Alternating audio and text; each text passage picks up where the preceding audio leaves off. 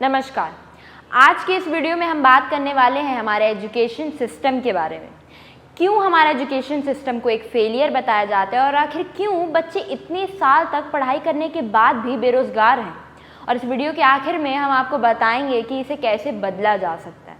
अब अगर एक आइडियल एजुकेशन सिस्टम को देखा जाए तो उसमें दो फेज़ होते हैं। पहला फेज़ होता है क्लास 1 से 12 तक का, जिसमें बच्चों को अपने भारत के इतिहास और संस्कृति के बारे में बताया जाता है। इसके साथ साथ उनकी कम्युनिकेशन स्किल्स, क्रिटिकल थिंकिंग और फाइनेंस की भी समझ दी जाती है उन्हें। मगर हमारा जो एजुकेशन सिस्टम है वो बच्चों को फर्स्ट फेज़ की चीज़ें ही सिखाने में फेल हो जाता है। जैसे कि एग्जाम्पल के लिए ले लीजिए इंग्लिश लैंग्वेज को ही। जैसे स्कूल में क्लास 1 से लेकर 12 तक बच्चों को इंग्लिश सब्जेक्ट उनके लिए कंपलसरी होता है, मगर फिर भी मेजॉरिटी ऑफ इंडियंस को इंग्लिश बोलना अच्छे से आता ही नहीं और ना ही लिखना आता है। क्या आपने कभी ये सोचा है कि ऐसा क्यों है? कोई बच्चा एक चीज़ को 12 साल तक सीख रहा है, फिर भी उसे वो चीज़ अच्छे से नहीं आ रही है। आपको जानकर हैरानी होगी कि एक डाटा के हिसाब से साल 2000 में पढ़े लिखे अनएम्प्लॉयड लोगों का परसेंटेज 35% था और 2022 में संख्या बढ़कर 65% हो गई, मतलब जस्ट डबल। अब समझते हैं कि ऐसा क्यों हो रहा है। आखिर बच्चे के 12 से 15 साल तक पढ़ाई करने के बाद भी उनकी हालत इतनी ख़राब क्यों है? पहला रीज़न तो है टीचर्स आजकल खुद पढ़े लिखे नहीं रहते हैं। अब ज़रा इस वीडियो को देखिए।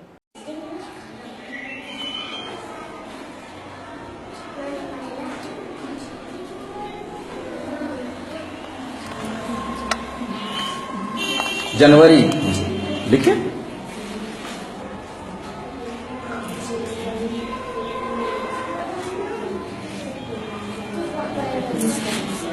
क्या हुआ?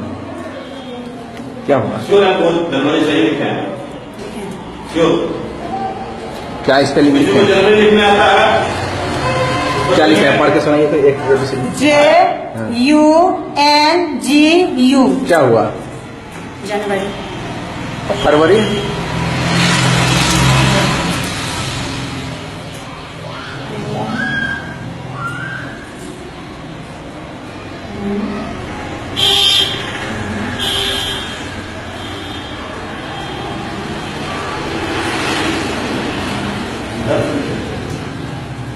क्या हुआ? इधर से यहाँ से क्या हुआ? फरवरी का स्पेलिंग MUN।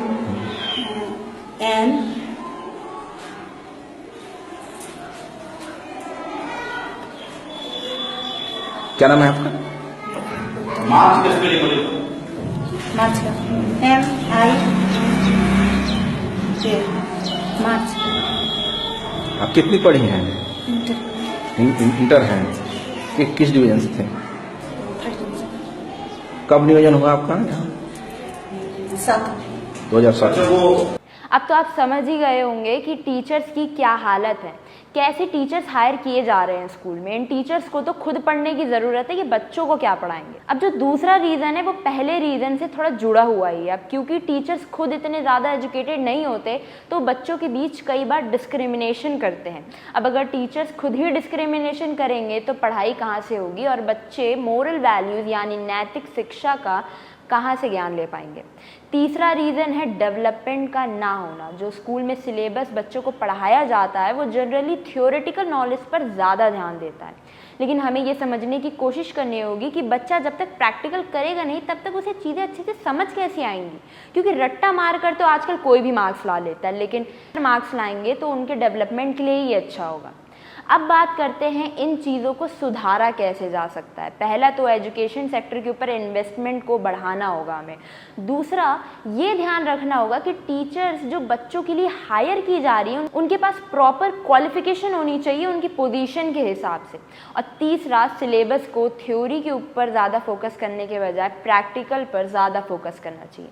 और ये सब बदलाव शुरू होगा आपके एक सही वोट से, क्योंकि अब चाहे हेल्थ सेक्टर हो या फिर एजुकेशन सेक्टर, सब जुड़े होते हैं हमसे और हमारी सरकार से। तो अगली बार जब आप वोट करने जाएं तो इन चीज़ों का ध्यान रखिएगा कि आप ऐसी पार्टी को वोट दें जो आपके बच्चे के हाथ में कलम थमाए, ना कि किसी धर्म का झंडा, जिससे आपके और हमारे देश का भविष्य दोनों ही उज्जवल हो। मैं फरत